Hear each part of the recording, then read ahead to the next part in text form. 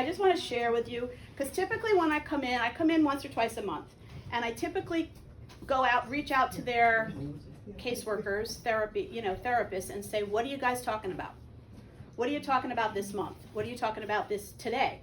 And I was just here last week, and they were talking about empowerment and how to empower themselves and feel good about empowerment. So I found some really interesting projects and ideas for us to do. And one of them is, I can't imagine life without.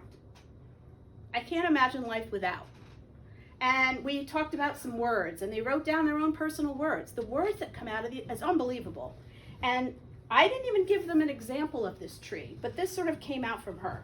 I can't imagine life without my parents, my mom, my dad, Easter, Jeopardy. She loves Jeopardy, the Wheel of Fortune. They said, oh, you like watching TV games? And I think it reminds her of her family, cats and dogs, radios, music. So I just want to pass some of these around because they are really unbelievable. I can't imagine life without therapy, church, drinks, being honest, my relatives being healthy, art, bonding, sports, work, pets, family, just really beautiful positivity. Then I had another example of something there where what's going on in your mind, what's going on in my thoughts, right? And how you can put what I like and what I don't like into just a simple head shape, right? I like it when I'm happy. I don't like it when I'm angry. I like it when I'm telling the truth. I like it when I try to explain. I like being with my family. I don't like when I lie. Really interesting. This was another project we did, my family heart map. Right? They just drew a heart, and we talked about their family and what was important in their family and their heart, right? And literally he mentioned every person in his family. Oh, this is two sides of the same person, right? The same person did these. So look at this. And all of they have words in here. I love flowers and trees in summer. I love night. It helps me to sleep. I love my friends. I love my family. Just positive affirmations, positivity, right? I am. We did another one all about I am. I am bright. I'm fantastic. I'm joyful. I'm blessed. Amazing. Look at those colors. Are those not me? I said, blah, blah, blah. You got my colors. These are a couple of others of another woman. Oh, those are good. Right? Amazing. But I got to show you this guy. This guy right here. I don't know. We connect. You got to see literally he sits like this. But when he starts to draw, look at this. Look out. Here comes tomorrow. Girls, girls, girls. Think about it. It's on my mind. And this is when he's drawing and the beat goes on. Right? He's got music in his head. Look at this stuff he's doing. Rock and roll, everybody. I don't know. He's got to be in his 60s, 70s. Really? Yeah. That was my question. Oh yeah. I thought it was a kid. No. This is an amazing woman who just loves to Nice draw. perspective. It's fantastic. I mean, the stuff coming out of these people is amazing, and we talk about it. We talk about it. This was the 4th of July, right around 4th. Look at this parade she drew. Yeah. This is an amazing guy who, look at this. So we were talking about things that are important, in last week with the empowerment conversation, and this just came out of him. Charity, hope, faith, love, prayer, meditation, and look at the beautiful mountains. Wow. And almost coloring to him is almost meditative. I think that it is meditative. But these are some of his other. Look at this. He's really Nice. Do they get to pick their medium? Or what they use? Yeah, we have markers, we have pencils. So do you guide that or they pick No, what they want? they pick. I don't guide. they choose. And this guy's amazing. Look at him. Wow. So he just asked me when I come in next time, he said, "Can you bring me some pictures that I can copy?" I was like, "Brian, I don't really like when you copy." He goes, "Well, I don't mean copy trace." He goes, "I mean just to inspire me, to get ideas." And I said, "Okay." But this was our conversation. He said, I don't want to draw anything about empowerment, or I want to draw the fall. I want to draw a fall scene." I said, "Okay, draw what you want. I don't want to stop you and tell you what, if you have an inspiration and an idea of what you want to draw." This is what he came up with. And this is when we were working on summer, right? And the beach and what makes us happy and what does summer mean to you and that kind of thing. So I wanted to share that with you. But what I want to talk about is, first of all, to share with you about my creative journey, which I believe is what I'm all about. And it's part of what I bring to Tutor Doctor as well. And I've learned that only in the last, I'd say, maybe 8 years of who I am and what I'm about has brought me the vision of what my Tutor Doctor business is about. So my early years, I grew up in Croton-on-Hudson, up on the Hudson River in Westchester. My mom and dad were, somebody, I think it was maybe Maureen, said she's a trailblazer. Well, Mom and Dad were serious trailblazers. I mean, serious trailblazers. They were the real trailblazers in our family. Those of you that may not know, Dad was an apprentice to Frank Lloyd Wright.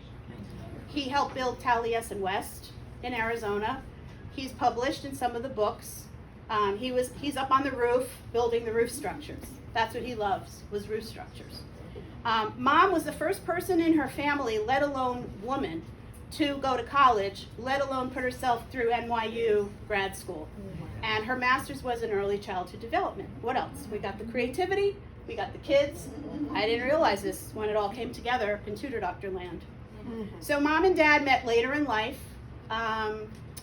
Dad was back, of course, he had helped build Taliesin in the 30s and 40s. And if he was alive today, he'd be 106. Wow. So they had us later in life, as did I with my daughter. And Dad's dream was to build an experimental house in his sort of Frank Lloyd Wright style in Westchester. And in the late 50s, they built our house, which is where we grew up. And it was an experimental house. Those of you who have seen my presentations, it's experimental, which it doesn't exist anymore, which is very sad. So my family, my brother is 18 months younger than I am. Mom had him when she was 41, had me when I was 40. We lived with, if you know Frank Lloyd Wright, we lived with nature coming in. That is what it was about. Glass everywhere. My bedroom had glass. So the trees and nature, and they don't believe in cutting down much vegetation. So there was a lot of vegetation. Nature surrounded us. We learned about, this is what we learned growing up. We learned about the stars. We learned about rocks and gems. We learned about mushrooms. I wore them just to celebrate my dad. He was a mushroom expert. We had mushrooms drying all over our freaking house. And I tell you, it was, yeah. I sat on the floor when I was little, and I used all of Dad's architectural templates, and I designed rooms and houses and colored them in. That's what I did. I painted. We made our own Play-Doh. Mom made her own alfalfa sprouts. We made our own yogurt. That's what we did. That's how I grew up. I grew up surrounded by a creative mindset. It was the way of our life. And I realized that it was such a gift that I had. Such a gift. We were encouraged to draw, paint. We made our own Play-Doh. I made my own dolls. I learned to crochet. I sewed my own clothes with my mom teaching me. I learned to embroider.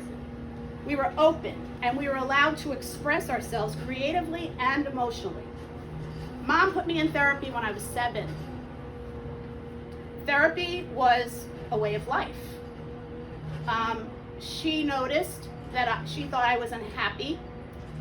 It was the best thing she could have done for me, because it helped me to learn what my feelings are. It was a catalyst to help me learn what my feelings are. Almost instantaneously, I know how I feel.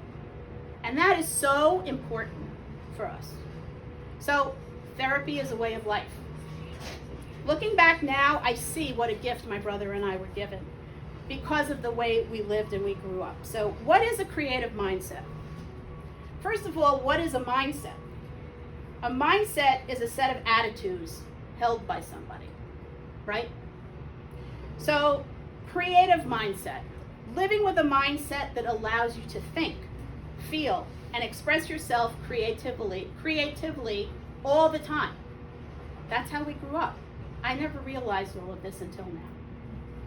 Having an open mind, not fixed or closed. Open mind to whatever somebody may say to you, or thinking about another perspective or another person's thoughts on something. Viewing the world and yourself with wonder. I wonder about that. Challenging assumptions and questioning the status quo. Yes, being a little alternative. This is a creative mindset. Asking yourself, why do you do things that you do? What alternatives exist, and how can I improve or change what I do? That's a creative mindset. There's 3 key elements to building a business with creativity, because we're going to talk about our businesses, because we all are either own a business or in a business of some sort. And it has a lot to do with weaving new habits that we learn into our everyday routine. One of them is, there's 3 key elements to building a creative business. One is, we all hopefully know, self-love and compassion. We have to have self-love and compassion. And it's probably the smartest investment you'll ever make is in yourself. Success is loving yourself completely through the process of creating and building your business. The second one is creating space. A big part of building a process for your creativity and your business is to create a space in your life to allow the work to unfold. Whether it's 15 minutes a week, create a space where maybe you can go out in nature to your favorite park or your favorite stream and just journal, write, draw, sketch, even if you just do a few lines, right?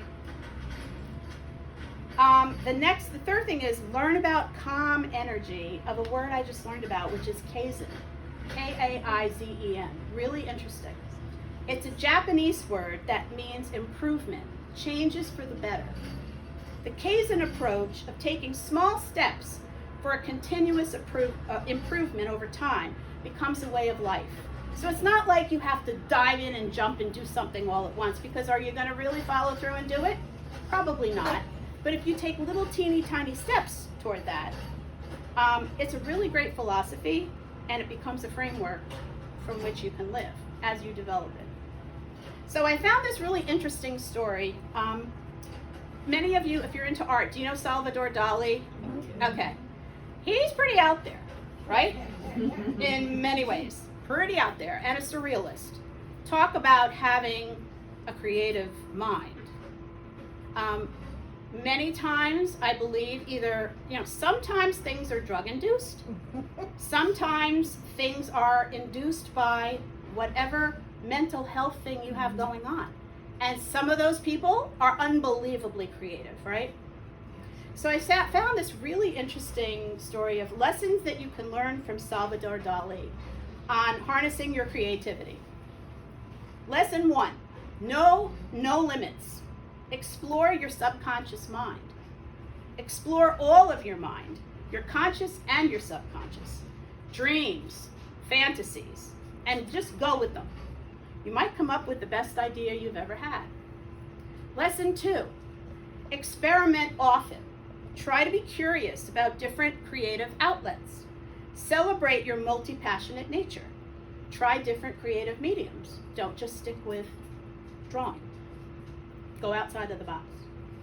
Creative lesson 3, observe and record. Steal like an artist.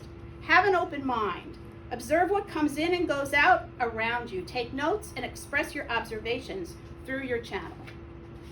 Lesson 4, Embrace a sense of calm. Get still and meditate. Shut out the noise. It's hard to do around here.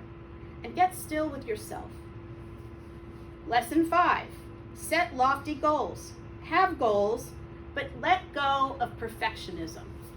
There's no such thing. There's no such thing as perfect.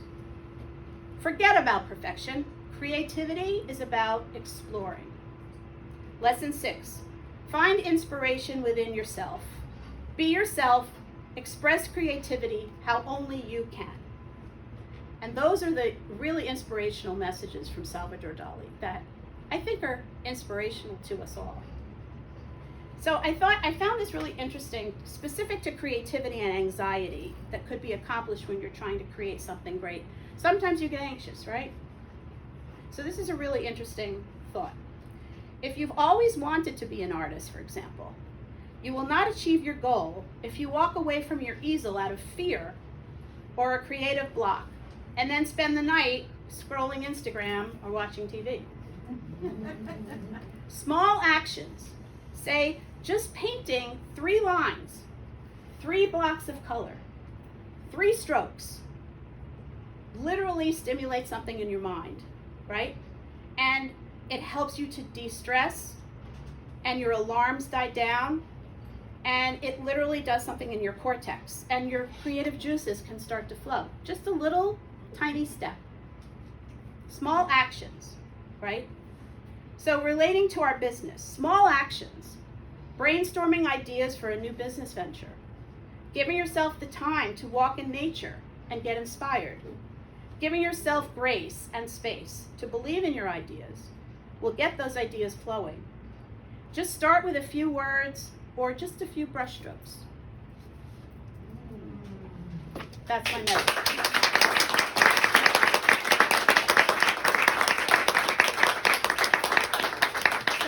Many of you know that I've started my own art business.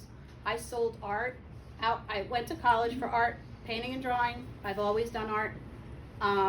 I got out of art school and I was not your struggling, stay in the studio type where I'm like, not me. So I started selling art in all different capacities in the city. Probably a 28-year career. Became national sales manager, sold art wholesale, trained people on how to sell art. You can't just, it's not like you're selling a $5 shirt. Selling art is about the relationship. And a lot of it to me is how I run my business. It's about the relationship.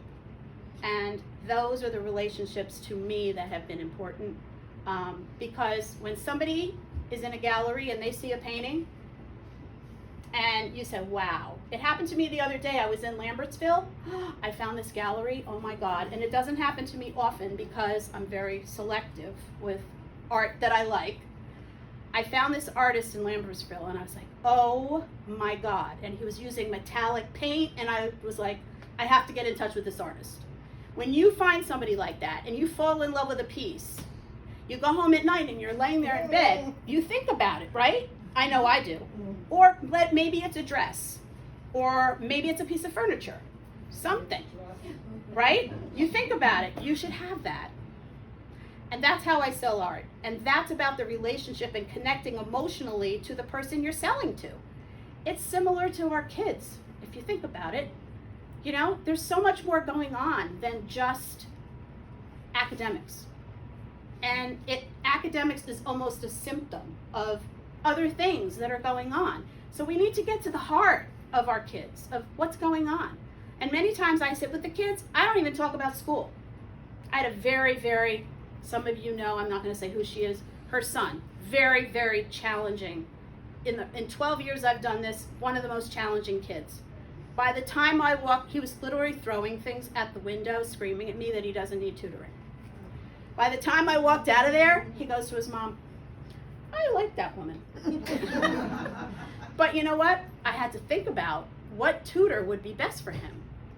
And I thought a male, I think he needs a strong word. I think about those things. He needs a strong male role model. He needs a male that's going to be fun but firm, right?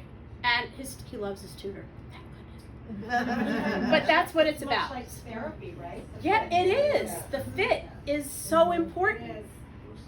And Because you're being similar to a vulnerable. therapist. In that kind of way. 100%. And you're not gonna be vulnerable unless you feel Comfortable. And so I use 3 C's: compassion, connection, and consistency. Because I've learned that you can't just call me up 3 days before a test and say, my kid needs help. It's all, and I get that, but it's all about consistently helping them. They may not know how to study. They may not know, they may get test anxiety. It happens everywhere. So there's so much more that goes on. We can try to help them before a test, but it's not, that doesn't mean your kid's gonna get in the 90s or 100? No. Not 3 days before a test. It's not gonna happen, right? So, anybody have anything they wanna share, or? Yeah. I'm a Spanish tutor, and I know exactly what you're talking about. Because I get parents calling me up and say, my son has to pass this so that Yes. tomorrow. Yes. Exactly. And It's not gonna and happen. so you try the best you can, and then you try to get feedback. Did he pass? How did Right, he do? and Guess sometimes you what? never hear from You them. never hear from Right. them. So what did I do? Did I actually help him? Did I actually help him get somewhere? You know, it's very frustrating, but I know what you're coming from. Because Yeah. I do this all the time with my students, and I try to get that relationship. And sometimes you get some kids that are, the light bulb goes out. It's like, oh yeah, I get it. Exactly. I try to make it as fun as possible. You have to make it fun. Because if you make it like school, they're not. It's It's torturous. torture. Yeah. It's just, you It's don't do torture. that. And who wants your kid to, Yeah. I don't want my tutor to come and be crying before their tutor comes. That's right, yeah. And Ellen? I was just gonna say thank you for that talk. A lot of what you spoke about is what I talk about in our therapy. Awesome. With my clients, a lot of the anxiety, the, play with the artwork, just try to take 15 minutes a day. It was very, very well done. Thank you, Jen. Thank you, Ellen. I'm glad you came. Thank you. And one more plug. Lois, my partner in crime, and I are doing an amazing soulful art retreat in the Catskills. Pass this around, take a photo. We've got a couple. Lois and I. If you don't know Lois, most of you know Lois. We're going to be a lot of mindfulness, but also creative time. A lot of what we're talking about. You don't have to be. You may never have even picked up a pen or a paintbrush. It doesn't matter. We're talking about exactly what I talked about today. It's just releasing your inability, whatever your blockage to be creative. I think there were 2 questions. Oh, you have more questions? Okay, cool. And I'm sorry. I have Jennifer. No, I was just gonna say in that kind of creative process, I have a young adult who's in college, and when she's stressed, like I always every year send her with a coloring book and That's pencils, awesome. and so when she calls, I'm like, just color for 10 minutes. Yeah, yeah. And then refocus, and she still does it. You That's know? awesome. And it's like so It works. art at every level, at every age, regardless of what it is. And so this year we sent her with just paints and a blank book. I'm Oh, like, I love rip that. out a page, paint something, stick it on your wall, throw it out if you want. But Yeah, just get crumble that it up, out whatever. before you freak out about your paper or your test or whatever. Like just clear your mind. That's So, great. I love yeah. that. That's what we're talking about. Thank you Yeah. for sharing that. So I had a couple of Susan. things. First of all, I loved your whole talk, it was wonderful. But I just wanted to mention that my 2 youngest granddaughters that are 11 and 13 are both in therapy. Their mom's a clinical social worker, and they seem like well-adjusted kids if you just see them on the street coming out of school. But it is so phenomenal for them, and it really addresses what they need to. So I'm so glad that you're mentioning that was part of your life. It's And one of the most important parts. yeah. It doesn't matter whatever well-adjusted is. You Yes. know what I'm saying? Yeah. I mean, you don't know. You don't know when something can be triggered, to bring on some sort of an episode. You don't know. I mean, we all go through our weird stuff, Yeah. So it's just, and I put my daughter, the minute I saw something going on with her, okay, you're in therapy. That's it. It's not not even a given, or it's a given. And they both love it, by the way. We had to find the right person. Fit is so important. The things to remember too, I think, for parents. But probably, it's not dissimilar to yours. it's not something that should be construed as punitive, you didn't do a good job. Right. You know, because guess what? You can have been the best, most nurturing, caring, compassionate parent in the world, and you still have a child who struggles. Yep. Not about you. Yeah. It's not about you. And I can tell you, my mother had mental health episodes. I don't know because she didn't talk about it. I know that she was born in 1920. So in the late 30s, she had shock treatments. She never told me what happened. I learned after she passed, which is, it makes sense now. But she wanted me. But it makes more sense to me because she wanted me to be mentally healthy. She wanted me to be emotionally healthy so that I wouldn't go through some of the stuff that she went through in her younger years, which, That was very common therapy then. Yeah, that was awful. yes, but think about it. She put me in therapy in 1967. That's how ahead of her time. And if you guys that know mental health, I'm sure Michael, she brought me twice a week to the Center for Preventative Psychiatry in White Plains. Now, if you know that place, and I didn't until I started researching it, talk about groundbreaking in the whole therapeutic world. That's where she wanted me to go. We did play, we did puppets, we did art. And what I love the most is bringing together art, creativity, and mental health. That's what I'm about. You know what I just wanted to say? I find also your approach to tutoring so refreshing and innovative because I think a lot of kids view it as punitive, right? You know, I have to do this because I didn't do good enough.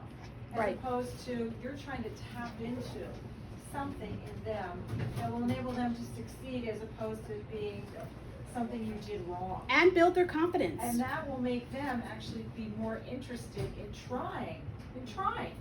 Yep, absolutely. Thank you all. I'm grateful that you all came.